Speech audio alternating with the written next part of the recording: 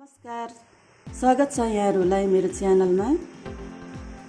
आज म फ्राई आलुको रेसिपीको भिडियो लिएर आएको छु। आशा छ हजुरहरूले यो भिडियोलाई अन्तिमसम्म हेरिदिनुहुन्छ भनेर। 150 ग्राम बोइल आलुलाई काटेर रेडी गरेको छु। यो चाहिँ 3 चम्मच कर्नफ्लावर हो। यो आधा सानो चम्मचको आधा चम्मच जिरा पाउडर। यो कलरको लागि मैले रङ खोर्सानी आधा चम्मच लिएको छु। यो चाहिँ धनिया पाउडर आधा चम्मच हो। यो नुन आधा चम्मच। हजुरहरूले चाहिँ आफ्नो स्वाद अनुसार लिन सक्नुहुन्छ।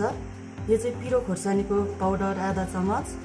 1 चम्मच सानो चम्मचको 1 चम्मच चाहिँ यो तिल। मैले आधा चम्मच चाट मसला लिएको छु। यहाँ चाहिँ मैले अलिकति पानी रेडी गरेको छु।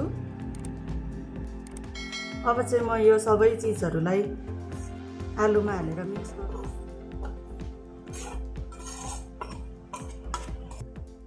अब चाहिँ म यो सबैलाई मिक्स गर्दैछु। यसरी मिक्स गर्दै जानुपर्छ। अन्त जरुरत अनुसार पानी अलिअलि गर्दै यहाँ हाल्नुपर्छ।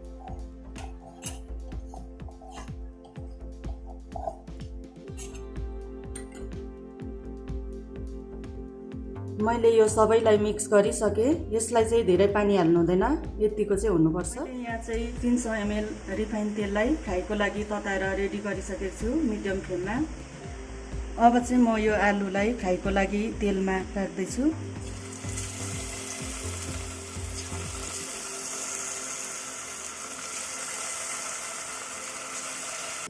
मैले यो सबै आलुलाई तेलमा हालेर मिडियम फ्लेममा फ्राई गर्दैछु। यो आलु एकछिन फ्राई भएपछि चाहिँ म यसलाई चलाउँदैछु।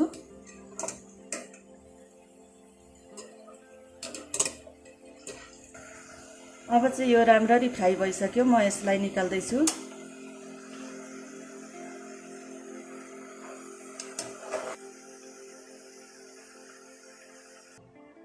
यो फ्राई आलु चाहिँ खानुको लागि एकदमै रेडी भइसकेको छ।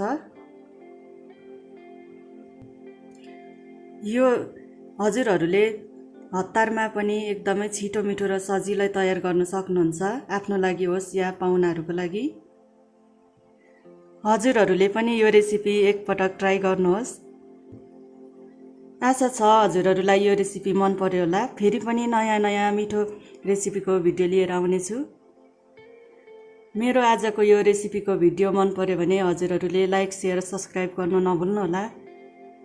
Thank you.